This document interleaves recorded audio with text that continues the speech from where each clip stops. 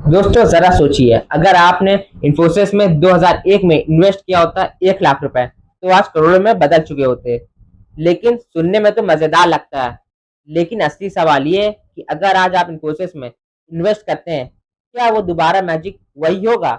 शायद नहीं, क्योंकि मार्केट बदल चुका है, साथ साथ सेक्टर भी बदल चुके हैं और आने वाले टाइम में लीडर्स उभरने वाले हैं।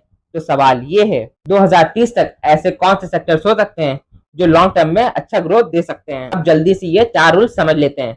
चलिए वीडियो को स्टार्ट करते हैं। Rule number 1, long term thinking. Stock market में पैसा बनाने का असली मैजिक शॉर्ट टर्म में नहीं बल्कि लॉन्ग टर्म में होता है। इसलिए अगर आप इन्वेस्ट कर रहे हैं तो 5 से 10 साल का नजरिया रखें। Rule number 2, diversification.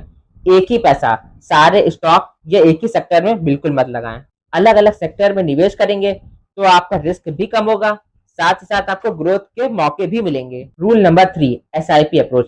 हर महीने थोड़ा थोड़ा निवेश करते रहना सबसे आसान और सबसे समझदारी का तरीका है, चाहे मार्केट ऊपर हो चाहे नीचे। रूल नंबर 4, पोर्टफोलियो का रिव्यू करना। 6 से 12 महीने में आपको पोर्टफोलियो का रिव्यू करते रहना है। कंपनी के फंडामेंटल को, कंपनी के ग्रोथ को, सबको आपको समझते रहना है, क्योंकि आपका लॉस ना हो पाए। अब बात करते हैं 5 ऐसे सेक्टर की जो इंडिया की 2030 तक ग्रोथ में स्टोरी बड़ा रोल निभा सकते हैं। Sector number 1, NBFC financial service. Bharat की इकोनॉमी काफी हद तक कंजप्शन ड्राइवन है।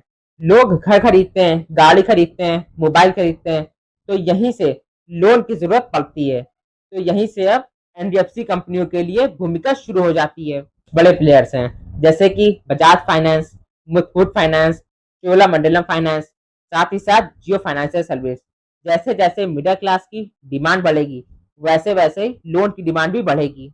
Sector number 2, IT sector.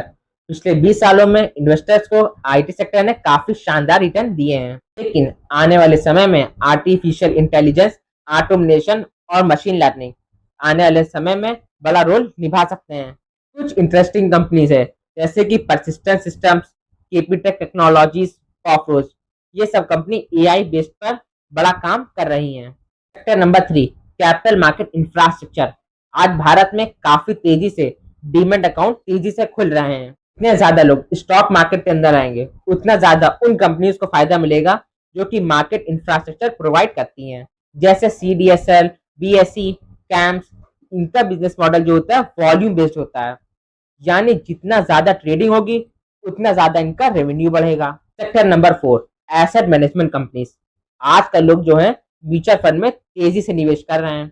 AMC company investor के पैसे को मैनेज करती है, जिसमें कुछ बड़ी कंपनियां हैं जैसे कि HDFC AMC, Nippon India AMC. ये सब कंपनी का जो रेवेन्यू है वो एसेट अंडर मैनेजमेंट पर निर्भर करता है। Sector number 5, insurance sector.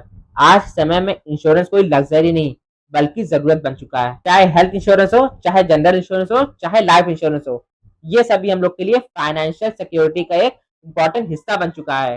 कुछ मजबूत कंपनियां हैं जैसे कि HDFC life, ICICI prudential, SBI life. लेकिन ध्यान रखें, किसी भी जगह इन्वेस्ट करने से पहले उसके फाइनेंशियल देखें, मैनेजमेंट की क्वालिटी देखें और साथ साथ फ्यूचर ग्रोथ के एनालिसिस भी करें। किसी की बात सुनकर ब्लिंडली इन्वेस्ट ना करें। तो दोस्तों, ये तो ऐसे 5 सेक्टर जो इंडिया की ग्रोथ स्टोरी के ऊपर रोल निभा सकते हैं। अब आप बताइए, इसमें से आपको कौन सा सबसे अच्छा सेक्टर लग रहा है? कमेंट करके जरूर से बता दीजिए। वीडियो जरा सा हेल्पफुल लगा हो तो वीडियो को लाइक कर दें, चैनल को सब्सक्राइब कर दिए। ये वीडियो सिर्फ एजुकेशन पर्पज के लिए था। कोई भी शेयर की जो बात हुई है बाय या सेल रिकमेंडेशन बिल्कुल भी नहीं है।